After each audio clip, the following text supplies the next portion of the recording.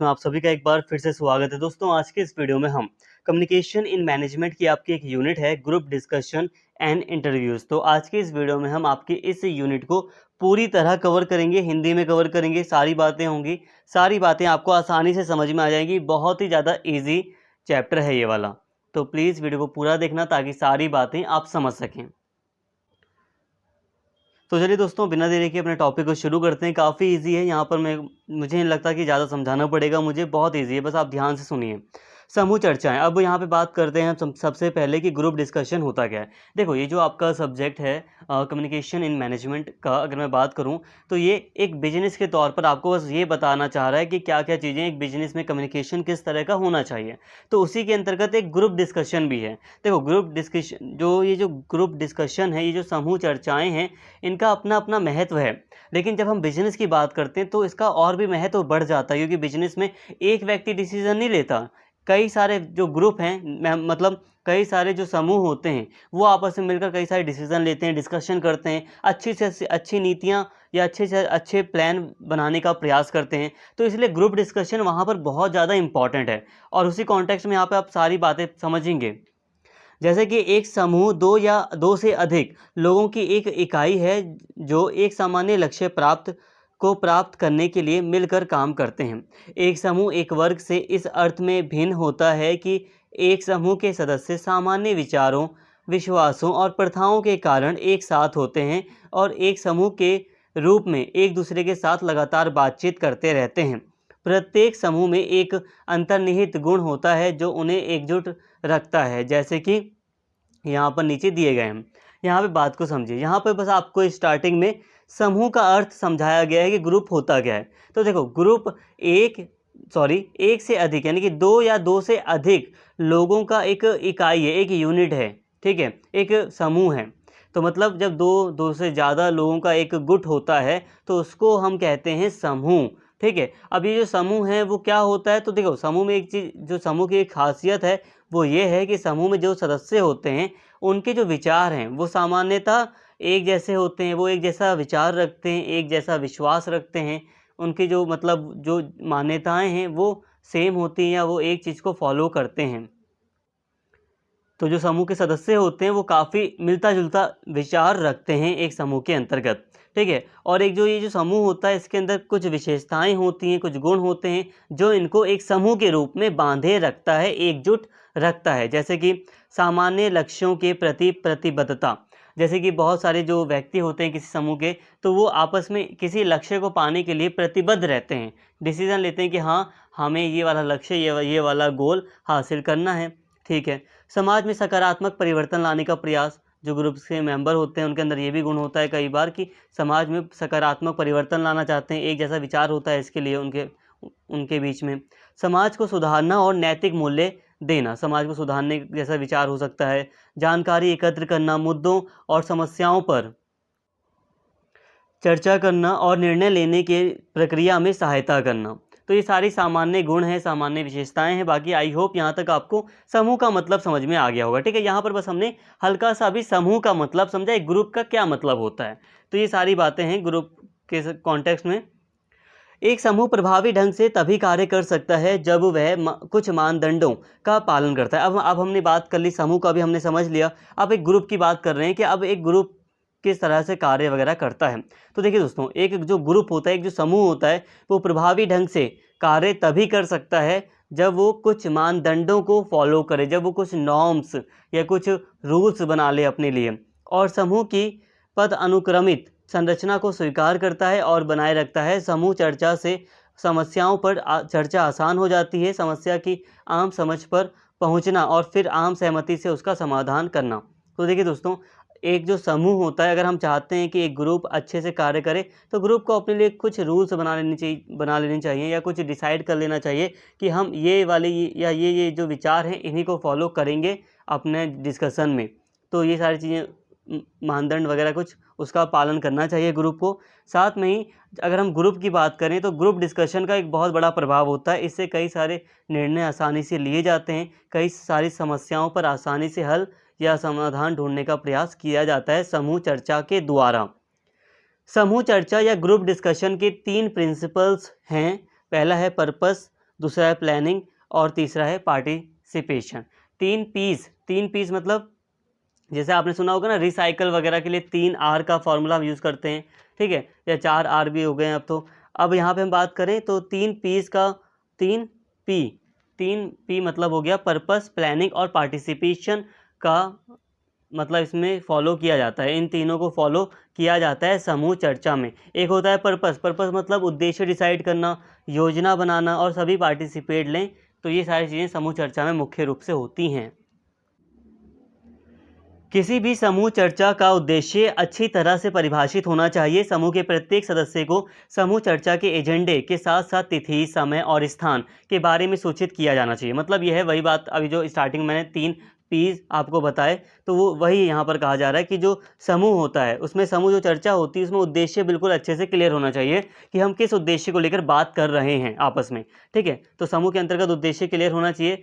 साथ में जो समूह के सदस्य हैं उन्हें हर प्रकार की जानकारी हो। किस प्रकार की जानकारी? स्पेशली जो समूह हो रहा है उसका उद्देश्य क्या है, ये पहला पता होना चाहिए उनको। समूह में जो चर्चा हो रही है उसका उद्देश्य पता हो, साथ में किस डेट में हो रही है चर्चा, के क्या समय है चर्चा का, स्थान कौन सा रहेगा, तो ये सारी बातें सभी सदस्यों को सूचित की जानी चाहिए।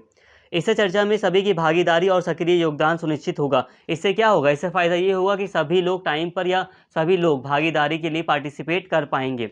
समूह के भीतर से एक सदस्य को टीम लीडर बनाया जाता है। इसके साथ ही जो समूह होता है उसमें चर्चा के दौरान एक लीडर बनाया जाता है, एक टीम लीडर बना दिया जाता है, एक ग्रुप का एक लीडर बना दिया जाता है। यह सुनिश्चित करता है कि चर्चा सही दिशा में आगे बढ़े और उसके सभी सदस्य चर्चा में भाग लें। जो टीम लीडर होता है वो सुनिश्चित करता है कि चर्चा जो है वो सही दिशा में आगे बढ़े। कभी उसको लगता है कि हम भटक रहे हैं मुद्दे से, तो वो वापस से लाने का प्रयास करे कि जो चर्चा हो वो मुद्दे पर हो, हम कोई मुद्दा है, कोई टॉपिक है, उससे भटक ना जाए। इसके साथ ही जो चर्चा है उसमें सभी सदस्य भाग ले सकें, ये सारी चीज़ें इसको देखनी पड़ती हैं। समूह के भीतर का अनौपचारिक माहौल प्रत्येक सदस्य को मदद करने के लिए प्रोत्साहित करता है और मुद्दे का समाधान हाथ में है। यहाँ पे देखिए दोस्तों, एक चीज़ यहाँ पे एक्स्ट्रा बताई जा रही है कि जो समूह होता है उसमें थोड़ा जब अनौपचारिक थोड़ा माहौल होता है तो वो थोड़ी मदद करता है, थोड़ा प्रोत्साहन मिलता है जो सदस्य होते हैं उनको। मतलब अगर हम एक ऑफिस की मीटिंग में बैठे हैं तो हमें बिल्कुल मतलब कायदे कानून के दायरे में रहना पड़ेगा, और हो सकता है कि कुछ बातें हम ना बोलें वहाँ पर, या डिस्कशन में कुछ बातें ना बोलें, हमें लगे कि अगर हम बोलेंगे तो ये थोड़ा अनौपचारिक या अनऑफिशियल हो जाएगा और लोग हमें कहेंगे कि आप ऑफिस में बैठे हो। तो अनौपचारिक का यही फ़ायदा होता है थोड़ा सा कि व्यक्ति थोड़ा घुल मिल जाता है और अच्छे से किसी मुद्दे पर अपना विचार प्रस्तुत कर पाता है। अब यहाँ पर हम बात कर रहे हैं दोस्तों समूह चर्चा के लाभ की। तो यहाँ पे हमने सामान्य बात कर ली ग्रुप डिस्कशन की, अब हम बात कर रहे हैं समूह चर्चा के लाभ की। What are the advantages of group discussion? व्यक्तिगत निर्णयों के विपरीत समूह निर्णय विभिन्न प्रकार की राय, अनुभव और विचार लेकर आते हैं। देखिए एक फ़ायदा तो ये है कि जब हम बात करते हैं, जब हम ग्रुप डिस्कशन करते हैं, जब हम समूह चर्चा करते हैं, तो क्या होता है, इसका एक फ़ायदा होता है कि अलग अलग विचार हमारे सामने आते हैं, ठीक है। कई सारे व्यक्ति हैं तो हर व्यक्ति का विचार आता है, हर व्यक्ति अपना अनुभव शेयर करता है, कई सारे नए आइडियाज़ हमारे सामने आते हैं, कई सारी एडवाइस आती है, तो इससे एक फ़ायदा ही होता है। अब यहाँ पे एक चीज़ ध्यान देना, आपके एग्ज़ाम में हो सकता है जब आप हिंदी में देखें तो हो सकता है वहाँ पे ग्रुप डिस्कशन की जगह ट्रांसलेशन में हिंदी में समूह चर्चा को कुछ और तरह से मतलब कहा जाए, समूह बहस कह दिया जाए, या समूह अलग अलग तरह से भी वहाँ पर लिखा हो सकता है, ठीक है। आप कैसे पहचानेंगे? तो आप एक बार इंग्लिश के क्वेश्चन को बस देख लेना, ठीक है। इससे आपको आइडिया लग जाएगा कि ये क्या क्वेश्चन, इस क्वेश्चन में आपको क्या लिखना है। मैं बस यहाँ पे यही समझा रहा हूँ, कई बार हिंदी के एग्ज़ाम में क्या होता है कि इंग्लिश की ट्रांसलेशन करते समय कुछ दूसरे वर्ड जो पर्यायवाची होते हैं उसको भी यूज़ कर लिया जाता है। जैसे समूह को हम, ग्रुप को गुट भी बोल देते हैं, तो गुट चर्चा भी लिख सकते हैं भाई पेपर में, ऐसा भी हो सकता है ना। तो आपको समझना पड़ेगा कि समूह चर्चा के बारे में ही आपको लिखना है वहाँ पर, अगर क्वेश्चन आएगा तो ध्यान देना वहाँ पर, ठीक है। और एक बात मैं और बता दूँ यहाँ पर, एक बात ये भी ध्यान देना कि अगर आप वहाँ पर समूह चर्चा लिखेंगे ना, भले ही वहाँ पर गुट चर्चा लिखा है, अगर गुट चर्चा लिखा है तो आप गुट चर्चा लिखिए, लेकिन अगर आप गुट चर्चा वहाँ पे बार बार नहीं लिख रहे हैं, समूह चर्चा भी बोलेंगे तब भी आपका काम चलेगा, ठीक है। समूह चर्चा भी आप बोलेंगे, पर्यायवाची शब्द भी आप यूज़ करते हैं तो कोई दिक्कत नहीं होती। तो यहाँ तक आपको बात समझ में आ रही है? कोई बात नहीं, जो भी कन्फ्यूज़न है उसे आप हटाइए, बस मैं यही समझा रहा था थोड़ा सा, तो अब हम बात कर रहे हैं ग्रुप डिस्कशन के एडवांटेजेस की। पहला एडवांटेज मैंने आपको बता दिया, समूह के निर्णय सभी को स्वीकार्य होते हैं क्योंकि यह सदस्यों का प्रतिनिधि होता है। अब जो समूह होता है उसमें सभी जो निर्णय लिया जाता है उसको सभी स्वीकार करते हैं। क्यों स्वीकार करते हैं? क्योंकि ये सभी सदस्यों का प्रतिनिधित्व है। ऐसा तो नहीं कि सिर्फ एक व्यक्ति ने डिसीजन ले लिया और सबको स्वीकार करना पड़ेगा। तो यहाँ पे सभी ने मिलकर डिसीजन लिया है तो सभी उसको स्वीकार करते हैं। विभिन्न विभागों और इसके अलावा सभी विभागों के हितों का ध्यान रखा जाता है क्योंकि यह विभिन्न विभागों के प्रतिनिधियों द्वारा लिया गया निर्णय है, इसलिए निर्णय को लागू करना आसान है। समूह निर्णयों का अनुपालन न होने और विरोध की संभावना न्यूनतम रह जाती है। देखिए दोस्तों, इसके साथ ही एक फ़ायदा यही है यहाँ पर कि क्योंकि ये अलग अलग विभागों वगैरह के मतलब हितों को ध्यान में रखकर ही बनाया गया है, कई सारे सदस्य ग्रुप डिस्कशन में भाग लेते हैं, तो ऐसे में समूह चर्चा या ग्रुप डिस्कशन में जो भी निर्णय लिए जाते हैं उनको लागू करना थोड़ा आसान हो जाता है क्योंकि ज़्यादा लोगों ने उसको मिलकर बनाया है और उनका पालन भी ज़्यादा हद तक होता है। अब देखो, एक व्यक्ति कोई रूल बनाता है तो मुश्किल है कि सभी व्यक्ति उसको मतलब पालन करेंगे, थोड़ा मुश्किल है। लेकिन जब सभी मिलकर अपने लिए कानून बना रहे हैं, डिस्कशन कर रहे, कोई डिसीज़न ले रहे हैं, तो उसके बाद ज़्यादा उम्मीद है कि उस डिसीज़न को सही से लागू किया जाएगा, उसका पालन अधिक होगा। इसके अलावा इसके कुछ नुकसान भी हैं।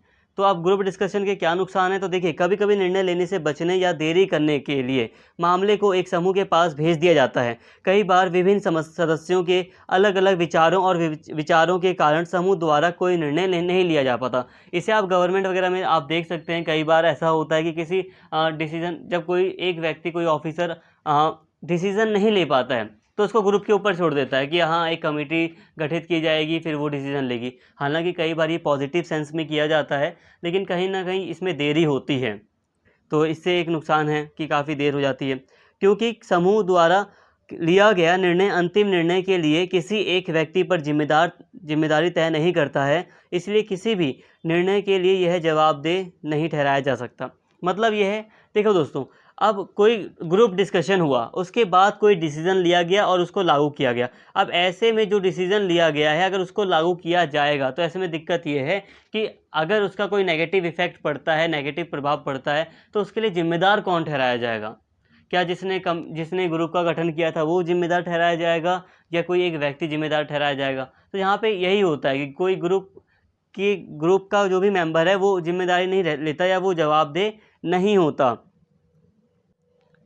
तो यहाँ पर जो रिस्पॉन्सिबिलिटी है या जो अकाउंटेबिलिटी है, जवाबदेही है, वो कम होती है, बहुत ना होती ही नहीं है ग्रुप डिस्कशन के द्वारा लिए गए निर्णयों में। कभी कभी छिपे हुए एजेंडे वाले व्यक्ति अंतिम निर्णय अपने लिए ले सकते हैं। इसके साथ ही कुछ व्यक्ति हो सकते हैं जो अपना हित के बारे में सोचते हैं, तो वो अपना हित को पहले रखकर ग्रुप डिस्कशन में निर्णय ले सकते हैं, तो इससे ये भी नुकसान है। आई होप यहाँ तक आपको बात समझ में आ गई होगी। अब हम बात करते हैं दोस्तों समूह नेता की भूमिका, role of the group leader. तो एक ग्रुप लीडर किया जाता है, मैंने आपको बताया था। अब इसका क्या रोल है, इसकी क्या भूमिका है, इसको आप देखिए। समूह का नेता समूह को उचित निर्णय लेने में मदद करने में महत्वपूर्ण भूमिका निभाता है और समूह नेता अलग अलग प्रकार के कार्य करता है, उनमें से कुछ इस प्रकार दिए गए हैं। ठीक है, तो यहाँ सामान्य बातें हैं कि जो समूह का नेता होता है वो निर्णय लेने में मदद करता है ताकि एक सही निर्णय तक पहुँचा जा सके। इसके साथ ही उसके कुछ और कार्य हैं एक समूह लीडर के, एक ग्रुप लीडर के, जैसे कि बैठक की योजना बनाना, एजेंडा तैयार करना। अब बैठक कहाँ होगी, किस तरह से होगी, या क्या उद्देश्य रखना चाहिए हमें, तो इसमें काफ़ी बड़ी भूमिका निभाता है। इसके साथ ही मीटिंग को मॉडरेट करें, ज़्यादा बात करने वालों को नियंत्रित करें और शर्मीले लोगों को प्रोत्साहित करें। इसके साथ ही जो ग्रुप लीडर होता है, जो ग्रुप डिस्कशन के दौरान जो लीडर होता है दोस्तों, वो मीटिंग को मॉडरेट करता है। मॉडरेट का मतलब है एक बैलेंस बनाकर रखता है। ऐसा जो ज़्यादा बोलने वाले लोग हैं उनको थोड़ा कंट्रोल में भी करता है, और जो शर्मीले लोग हैं जो अपना जवाब नहीं रख पा रहे हैं या खड़े होकर या अपना पक्ष सही से नहीं रख पा रहे हैं, तो उनको प्रोत्साहित करता है कि वो सही से बोलें, अपनी बात को सामने रखें। ये उसका काम हो सकता है। इसके अलावा सभी के विचारों को संक्षेप में प्रस्तुत करने, मतभेदों को दूर करने और निर्णय पर आम सहमति बनाने में मदद करें। इसके साथ ही दोस्तों जो लीडर है भाई, वो लीडर ही है, एक तरह से ग्रुप लीडर ही कह लो आप उसे। तो वो क्या करता है कि जितने भी व्यक्ति हैं उन सभी के विचारों को संक्षेप रूप में अपने हिसाब से भी बताने का प्रयास करता है, कम से कम शब्दों में, कि हाँ, ये वाला XYZ व्यक्ति ये वाली बात समझाना चाह रहा है। ठीक है। और जो मतभेद हो जाते हैं किसी बात, दो व्यक्तियों में आपस में, मान लो ग्रुप के अंदर ही कोई मतभेद हो गया, कोई कॉन्फ्लिक्ट हो गया, तो उसको सॉल्व भी करता है और एक आम सहमति बनाने में मदद करता है या करना चाहिए उसको। बैठक में व्यवस्था बनाए रखे और निष्पक्ष निर्णय ले। इसके साथ ही एक कार्य ये भी है, जो नेता है समूह का, उसका एक कार्य ये है कि जो बैठक है, वो मीटिंग जो है, उसमें व्यवस्था बनाए रखे, ठीक है, और निष्पक्ष निर्णय ले, किसी के पक्ष में ना ले, वो निष्पक्ष निर्णय ले, किसी भी बिंदु पर स्पष्टीकरण दे और समूह को किसी निर्णय पर पहुंचने में मदद करे। इसके साथ ही कहीं कोई पॉइंट है तो उसको डिफाइन करे, कोई उसको स्पष्टीकरण करे, समझाए, ठीक है, और एक सही डिसीजन तक पहुंचने में समूह की मदद करे। ये एक ग्रुप लीडर की भूमिका है, एक ग्रुप लीडर के कार्य हैं। तो हमने यहाँ पे बात कर ली। इसके साथ ही प्रतिभागी की भूमिका। देखो, ग्रुप लीडर को अगर आप ग्रुप से हटा दो तो जितने भी लोग बचे वो प्रतिभागी हैं, पार्टिसिपेंट हैं, कि वो ग्रुप में पार्टिसिपेट कर रहे हैं, वो डिस्कशन में हिस्सा ले रहे हैं। तो वैसे ग्रुप लीडर को भी आप ले लो, सभी को ले लो, कोई दिक्कत नहीं है इसमें। तो ग्रुप में जितने भी लोग हैं जो पार्टिसिपेट कर रहे हैं डिस्कशन में, उन्हें हम पार्टिसिपेंट कह रहे हैं। पूरा का पूरा समूह भी आप कह सकते हो प्रतिभागियों का ही होता है। जितने भी सदस्य हैं वो सभी प्रतिभागी या पार्टिसिपेंट कहलाते हैं, ठीक है। अब ये जो पार्टिसिपेंट हैं, इनका रोल क्या है? अब इनका रोल क्या है? देखो, सिंपल सी बात है, इनका रोल है चर्चा करना, डिस्कशन करना। अब इसके लिए भी इनका कुछ रोल है। तो देखिए, एक अच्छे श्रोता बने, अच्छी जानकारी रखें और चर्चा में सकारात्मक तरीके से योगदान दें। एक जो प्रतिभागी है उसका एक काम ये है कि वो अच्छा श्रोता बने, मतलब सबकी बात को सुने। ऐसा ना हो कि दूसरों की बात को वो सुने ही ना, बस अपनी बात ही बोलता जाए। एक अच्छा श्रोता होना चाहिए, अच्छी जानकारी रखे, जागरूक हो, नागरिक हो, ठीक है, और चर्चा में सक्रिय रूप से भागीदारी ले। किसी समूह में कठोर होने की कभी सराहना नहीं की जाती। इसके साथ ही कठोर होना, ठीक है, आप हमेशा आप अपनी डिसीज़न को या अपना जो भी आपका विचार है उसको लेकर आप टिके नहीं रह सकते। आपको थोड़ा बहुत लचीलापन रखना पड़ेगा। मेरा कहने का मतलब है, मान लीजिए आप कोई किसी पॉलिसी को लेकर या किसी भी विषय को लेकर कोई डिबेट हो रही है, कोई डिस्कशन आपस में हो रहा है ग्रुप के अंदर, तो उसमें हो सकता है XYZ कोई भी व्यक्ति कह दे कि भाई मैं तो ए वाली पॉलिसी को ही सबसे अच्छा मानता हूँ, मैं बस इसे ही अच्छा मानता हूँ। तो आपको कठोर बनना नहीं चाहिए, एक कठोरता यहाँ पर नहीं चलेगी। थोड़ा लचीलापन भी रखना चाहिए। सामने वाले की जो बातें हैं, अगर आपको उसमें कोई बात अच्छी लग रही है तो आप उसे भी बताइए, और जो बेकार लग रही है आप उसको भी बताइए, लेकिन थोड़ा लचीलापन रखिए। थोड़ा बहुत बदलाव होना चाहिए, गुंजाइश होनी चाहिए बदलाव की। सौहार्दपूर्ण व्यवहार बनाए रखें और अपनी बात को सुसंगत और ठोस तरीके से प्रस्तुत करें। जो अच्छाई का जो सौहार्दपूर्ण व्यवहार है उसको बनाए रखें, ठीक है, एक अच्छा बिहेव बनाए रखें। इसके साथ ही अन्य लोगों के दृष्टिकोण का सम्मान करें और लोगों को आम सहमति पर पहुंचने के लिए मजबूर करने का प्रयास ना करें। इसके साथ ही दोस्तों, जो अन्य लोग हैं उन्होंने जो भी विचार प्रस्तुत किया है, हर एक व्यक्ति को, जो भी श्रोता है जो सुन रहा है उस समय, तो उसे उसका सम्मान करना चाहिए उसके दृष्टिकोण का, और आम सहमति पर पहुंचने मतलब लोगों को आम सहमति पर पहुंचने के लिए मजबूर करने का प्रयास ना करें। और ऐसा भी है कि आप किसी व्यक्ति को फोर्स ना करें कि भाई देखो, ये जो मैं बता रहा हूँ ना XYZ जो पॉलिसी है ये सबसे अच्छी, भाई इसी को मान लो, ये अच्छी है सबसे, इसमें ज़्यादा बेनिफिट है, इसमें हमें हो सकता है सैलरी ज़्यादा मिलेगी, ये है वो है। तो आप किसी को फोर्स नहीं करें। यही होती है प्रतिभागियों की भूमिका, पार्टिसिपेंट की भूमिका। आई होप यहाँ तक आपको बातें क्लियर होंगी।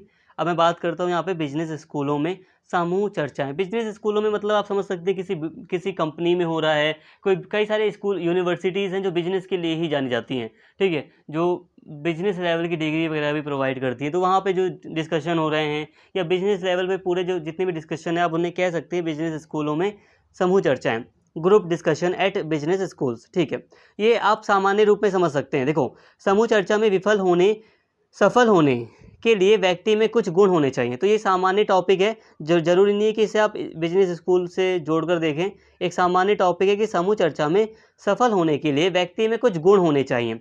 जैसे कि दोस्तों मैंने यहाँ पे जो बातें बताई थी, ये बातें भी इंपॉर्टेंट हैं, ये भी गुण का ही काम कर रही है कि व्यक्ति एक अच्छा श्रोता होना चाहिए। इसके अलावा कुछ और भी हैं, तो यहाँ पर आप देख सकते हैं, इनको डिटेल में हम बात कर लेंगे।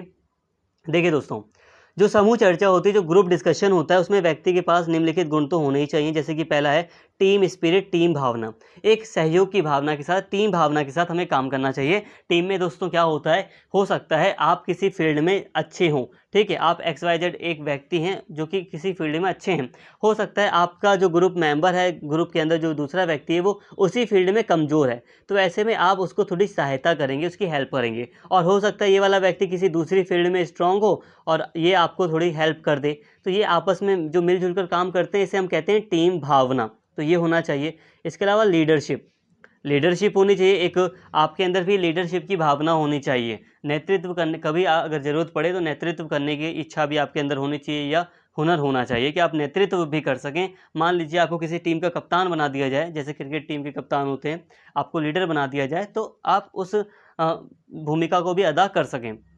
इसके साथ ही लचीलापन होना चाहिए, मतलब ये है कि आपका जो विचार है आपको उसी पर टिके नहीं रहना। हाँ, अगर आपका विचार अच्छा है तो आप बताइए अच्छा है, लेकिन उसमें थोड़ी बहुत अगर आपको लग रहा है कि पूरी तरह इस विचार को लागू करना थोड़ा मुश्किल है, तो दूसरे लोगों के विचारों को भी सुनने के बाद आप थोड़ा बहुत बदलाव करने की संभावना रखें।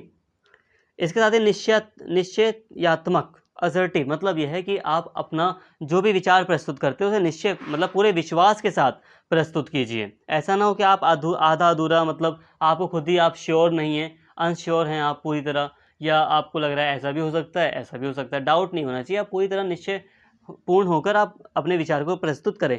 पहल, इनिशिएटिव, ठीक है, जब आपके पास जानकारी है, जब आपको पता है मुद्दा क्या है, क्या चीज़ें कैसे हैं, तो आप पहल भी शुरू करें, आप सामने बात को शुरू करें, आप रखें सामने मुद्दा कि ये मुद्दा है, बताइए इस पे हमें क्या करना चाहिए, ऐसे आप पहल करें, इनिशिएटिव लें। रचनात्मकता का मतलब होता है क्रिएटिविटी, ठीक है, कुछ आप नया उसमें विचार ऐड कर सकते हैं, अपने जो भी डिस्कशन है उसमें निर्णय में और ज़्यादा अच्छे से क्रिएटिव निर्णय ले सकते हैं जो और ज़्यादा अच्छे तरीके से लागू हों। दूसरों से को प्रेरित, इसके अलावा दूसरे लोगों को प्रेरित करें कि वो बिना शर्माए या बिना डरे अपनी बातों को सामने रखें। सुनने का कौशल, आपके अंदर सुनने का कौशल होना चाहिए, ठीक है, जैसे आप एक व्यक्ति हैं तो आप ग्रुप में सबकी बातें सुने भी, ठीक है, जो व्यक्ति मान लो बोल रहा है, कुछ बता रहा है, तो आप उसकी बातें सुने, ये होना चाहिए गुण आपके अंदर। जागरूक होना चाहिए, जानकारी होनी चाहिए आपके पास। संचार कौशल, आपका अच्छा कम्युनिकेशन होना चाहिए, आपको बोलना आना चाहिए सही से।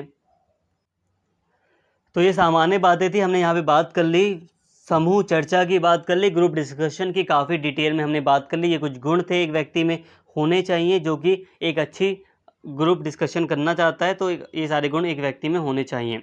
आई होप यहाँ तक आपको सारी बातें समझ में आ गई होंगी। अब हम बात करते हैं दोस्तों समूह संघर्ष की। चर्चा की तो बात हमने कर ली, ग्रुप डिस्कशन की हमने बात कर ली, अब हम बात कर रहे हैं समूह संघर्ष की, ग्रुप कॉन्फ्लिक्ट की। अब ये क्या है, सिंपल सा है, ग्रुप में कॉन्फ्लिक्ट हो जाना। कई बार आप देखते हैं कोई संस्था है, कोई समूह है जिसके अंदर आपस में ही एक कॉन्फ्लिक्ट पैदा हो जाता है कि ये वाला जो व्यक्ति है ये मेरे विचारों से मतलब संतुष्ट नहीं रहता। आपस में ही कई सारे जो व्यक्ति होते हैं ग्रुप समूह के अंदर, वो एक दूसरे से ही मतलब थोड़ा मतलब मतभेद हो जाते हैं दोनों के बीच में। तो वही है समूह संघर्ष। संघर्ष को दो समूहों या लोगों के बीच मतभेद के रूप में परिभाषित किया गया है।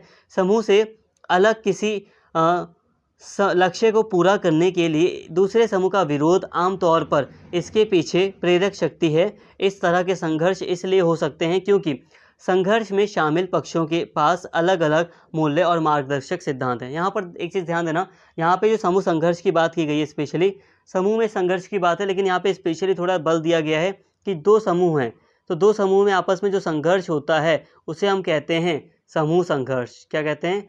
समूह संघर्ष। तो यहाँ पे पिक्चर्स, यहाँ पे देखिए दो समूह हैं, ठीक है, अब इन दोनों के बीच में जो मतलब कॉन्फ्लिक्ट होगा तो उसे हम कहेंगे समूह संघर्ष।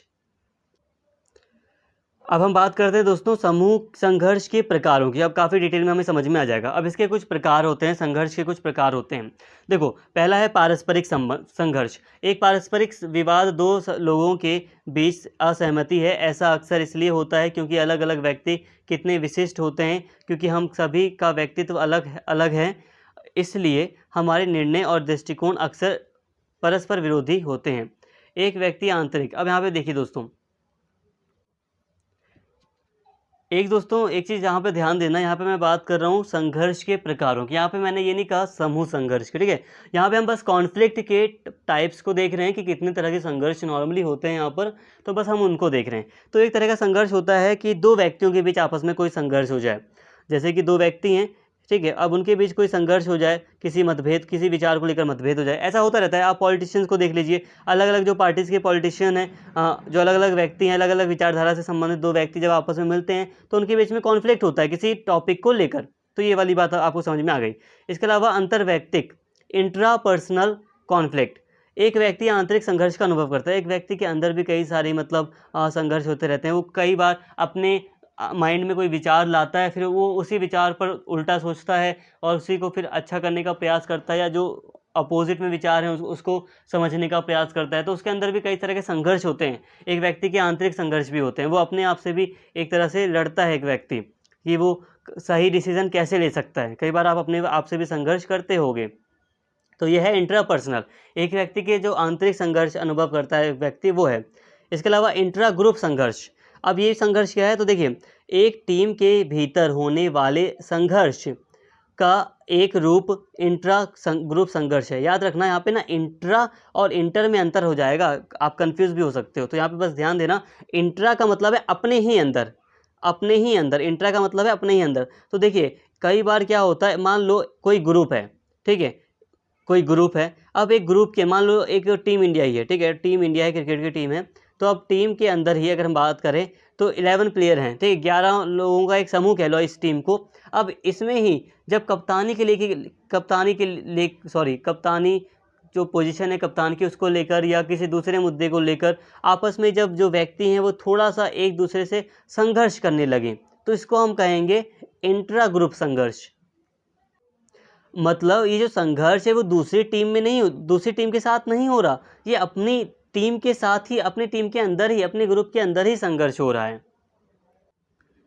आई होप यहाँ तक आपको बात समझ में आ गई। जब एक टीम के अंदर ही, ठीक है, आप आईपीएल का उदाहरण ले लेते हैं, ठीक है, मान लो कोई सी भी टीम है, मान लो आप एग्जांपल ले लेते हैं, चलो कोई हाइपोथेटिकल एग्जांपल, मान लो दिल्ली की टीम है, ठीक है, आईपीएल में दिल्ली की टीम है, क्रिकेट की टीम है, ठीक है। अब उसके अंदर ही कोई कॉन्फ्लिक्ट हो गया। कॉन्फ्लिक्ट कैसा, कि जो मेंबर्स हैं वो आपस में एक दूसरे से थोड़ा असंतुष्ट हैं, तो उनके बीच में थोड़ा सा मतलब मतभेद हो गया, तो इसको हम कहेंगे इंट्रा ग्रुप संघर्ष। लेकिन जब हम बात करें दिल्ली का जो टीम का जो संघर्ष है, जब वो पंजाब की टीम के साथ हो, जब वो चेन्नई की टीम के साथ हो, या जब वो मुंबई की टीम के साथ जब इसका संघर्ष हो जाए, दूसरी टीम से जब संघर्ष हो जाए, ठीक है, तब हम इसको कहेंगे इंटर ग्रुप संघर्ष।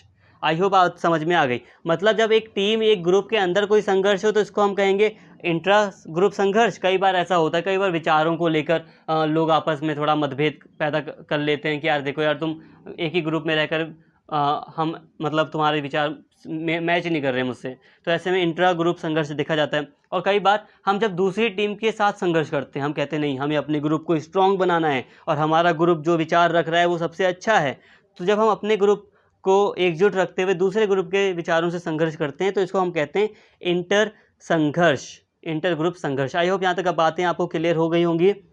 आई होप सारी बातें क्लियर होंगी यहाँ पे। अब हम बात करते हैं संघर्ष के परिणामों की। तो देखिए दोस्तों, संचार पर प्रभाव। तो संघर्ष का एक बहुत बड़ा प्रभाव ये है कि संघर्ष के कारण, कॉन्फ्लिक्ट के कारण संचार पर प्रभाव पड़ता है, कम्युनिकेशन इससे बाधित होता है। लाइक जो आपस में लोग पहले बातचीत करके कुछ गलतफहमियां वगैरह सुलझा लेते थे, अब वो बातचीत सही से नहीं कर पाते हैं, तो गलतफहमियां पैदा होती हैं। इससे संचार पर एक नकारात्मक प्रभाव पड़ता है, ठीक है। इसके साथ ही भावनात्मक प्रभाव, कई सारी जो कर्मचारी होते हैं, स्पेशली हम बिजनेस के कॉन्टेक्स्ट में बात करें तो कई सारे जो कर्मचारी वगैरह होते हैं, तो उनके अंदर जो भावनाएं होती हैं वो असंतुष्ट रहते हैं, उनकी भावनाओं को भी ठेस पहुंच सकता है, किसी संघर्ष को लेकर चिंता में हो सकते हैं, वो अविश्वास भी पैदा हो सकता है आपस में। तो ये सारे भावनात्मक प्रभाव भी हैं संघर्ष के। इसके साथ ही दोस्तों अगर हम बात करें आगे, तो समूह संघर्षों का समाधान। अब हम बात करते हैं कि ये जो समूह के संघर्ष हैं इसको हम कैसे सॉल्व कर सकते हैं। तो इसके लिए एक चीज़ है समझौता करना, ठीक है। कई बार हम क्या करते हैं, कुछ विचार होते हैं, यहाँ पे आप रीड कर सकते हैं अच्छे से। कई बार क्या होता है, हम जैसे कि मान लीजिए किसी आम सहमति बनाने का प्रयास करते हैं। मान लो कोई व्यक्ति है, ठीक है, ये व्यक्ति है एक। अब इस व्यक्ति का विचार है कि भाई मैं तो इसी नीति को फॉलो करूँगा, मैं तो भाई अटल हूँ। और ये वाला भी व्यक्ति कह रहा है भाई मैं ABC पॉलिसी को फॉलो करूँगा, मैं इसका समर्थन करूँगा। और ये कह रहा है मैं XYZ पॉलिसी का समर्थन करूँगा। लेकिन अगर इन दोनों में समझौता करा दिया जाए तो काफ़ी हद तक चीज़ें सॉल्व हो जाएंगी। तो समझौता भी हो सकता है, कैसे हो सकता है कि ये वाला जो व्यक्ति है ये इसके प्रॉब्लम को समझे और ये वाला व्यक्ति इसकी प्रॉब्लम को समझे। जब दोनों एक दूसरे की समस्याओं को समझेंगे तो हो सकता है ये वाला व्यक्ति कहे चलो भाई ठीक है, एक्स वाई जेड वाली नीति में मैं एक्स को हटा दे रहा हूँ पर वाई जेड रहने दो यार, ठीक है। ये वाला भी कहे चलो कोई बात नहीं, तुम वाई जेड कह रहे हो पर मेरी बी वाली पॉलिसी भाई इसमें ऐड कर लो, चलो ठीक है। तो आपस में थोड़ा बहुत त्याग वगैरह करके भी समझौता हो जाता है, ठीक है। समझौता ऐसे होता है। इसके अलावा सहयोग करना, सहयोग कर सकते हैं यार आपस में लोग, एक दूसरे का हाथ बटा दें या सहयोग कर दें। मान लीजिए आप खेल रहे हैं और आपकी दोस्त की मतलब कोई लड़ाई हो गई, छोटी सी लड़ाई हो गई और आप लोगों में मतभेद पैदा हो गया, लेकिन आप लोग एक ही टीम में हैं, ठीक है। जब आपका दोस्त टीम में रहते हुए आपके साथ कोई सहयोग कर दे, ठीक है, मान लीजिए आपकी टीम में ही आपका दोस्त आपके साथ सहयोग कर रहा है, तो ऐसे में क्या होता है आपका जो मतलब समस्याएं होंगी वो काफ़ी हद तक आप दोनों दोस्तों के बीच में जो मतभेद होगा वो मिट जाएगा। क्यों? क्योंकि यहाँ पे सहयोग किया। आपको आपके दोस्त की मतलब अहमियत आपको लगी कि हाँ मेरा दोस्त की मतलब मेरी मदद कर रहा है, और आप भी जब उसकी मदद करोगे तो उसको भी एहसास होगा। तो सहयोग करने से भी कई बार संघर्ष खत्म हो जाते हैं। मध्यस्थता मतलब मेडिएशन, देखो कोई बीच में आकर सुलह करवा दे। जैसे कि मान लो कई बार दो व्यक्तियों में अगर कोई मतभेद हो गया, कोई किसी विचार को किसी चीज़ को लेकर आपस में कोई संघर्ष हो गया, तो एक व्यक्ति आए और इन दोनों को ही समझाए और आपस में कहा यार हाथ मिलाओ, चलो दोनों एक दूसरे से हाथ मिलाओ, मध्यस्थता हो गई आपस में। तो तीसरा व्यक्ति आया जिसने मध्यस्थता करा दी। यहाँ पे आप भारत पाकिस्तान का उदाहरण ले सकते हैं कि विश्व बैंक की सहायता से भारत और पाकिस्तान के बीच जो सिंधु जल समझौता था, जो नदी जल जो बंटवारा था, ये किया गया था, ठीक है। तो किसकी सही मतलब मध्यस्थता में हुआ था? तो विश्व बैंक की मध्यस्थता में ये समझौता हुआ था नदी जल का बंटवारे का। तो ये था मेडिएशन। आई होप यहाँ पे बात समझ में आ गई होगी। बाकी ये थोड़ा ना बिजनेस के कॉन्टेक्स्ट में आप लेना, यहाँ पे सारी बातें लिखी आप इन्हें पढ़ सकते हैं, स्क्रीनशॉट लेकर पढ़ सकते हैं, वीडियो को पॉज करके पढ़ सकते हैं। इसके अलावा पंच निर्णय आर्बिट्रेशन, यह एक अधिक औपचारिक तरीका है जहाँ एक बाध्यकारी निर्णय प्रदान किया जाता है। देखो औपचारिक तरीका है ये, औपचारिक का मतलब है यहाँ पर जो डिसीजन लिए जाते हैं, यहाँ पर तक तो अनऑफिशियली हो रहे थे, आपस में लोगों को सुलह करा दी जा रही थी, लेकिन यहाँ पे थोड़ा न्यायपालिका की तरह एक समझ लो एक अदालत बैठती है। हालांकि वो पूरी तरह अदालत नहीं होती, अर्ध न्यायालय या अर्ध अदालत आप कह सकते हैं। जैसे कि पंचायत हो गई। अब देखो पंचायत को आप क्या कहोगे? क्या आप पंचायत को ये कहोगे कि पंचायत अनऑफिशियली है पूरी तरह? नहीं, पंचायत ऑफिशियली भी है। मतलब पंचायत जो निर्णय लेती है पूरा गांव उसको मानता है, ठीक है। एक मतलब कानून के रूप में आप पंचायत को देखोगे। और दूसरी तरफ ये भी बात है कि पंचायत के से हटकर इंसान और भी ज़्यादा कानून की तरफ जा सकता है। अगर वो पंचायत के निर्णय को ना माने, इनकार कर दे निर्णय को मानने के लिए, तो वो आगे अदालत भी जा सकता है। तो ये भी बात है। मतलब यह है कि पंच निर्णय आर्बिट्रेशन के द्वारा दोनों चीज़ें हैं इसमें मिली जुली, ठीक है। अनऑफिशियली भी है लेकिन काफ़ी हद तक इसमें थोड़ा औपचारिक तरीका है, ठीक है। मतलब इसमें थोड़ा कानूनी चीज़ें भी थोड़ी बहुत इसमें शामिल हैं आर्बिट्रेशन में। तो ये चीज़ें इसमें शामिल है। पंच निर्णय को आप पंचायत के रूप में समझ सकते हैं, लेकिन एग्जैक्ट पंचायत कहना ठीक नहीं होगा। बाकी हर कंपनी की अपनी एक संस्था होती है, एक बॉडी होती है जो कई सारे डिसीजन लेती है कानूनी रूप से, तो वो आप समझ सकते हैं। आई होप यहाँ तक आपको सारी बातें क्लियर हो गई होंगी दोस्तों। ये फर्स्ट लेक्चर था आपके इस ग्रुप डिस्कशन एंड इंटरव्यू के चैप्टर का, यूनिट का। सेकंड लेक्चर में हम जो भी बातें रह गई हैं उनको कवर कर लेंगे। आई थिंक बस इंटरव्यू ही रह गया है, काफ़ी डिटेल में हम इंटरव्यू के टॉपिक को भी नेक्स्ट वीडियो में कवर कर लेंगे। आई होप यहाँ तक बातें आपको क्लियर हो गई होंगी। बहुत ही आसान चैप्टर था, सारी बातें आई होप समझ में आई होंगी। वीडियो अगर पसंद आई हो तो प्लीज़ चैनल को सब्सक्राइब कर लें, वीडियो को लाइक करें, शेयर करें और कमेंट करके अपना फीडबैक ज़रूर दें। Thank you.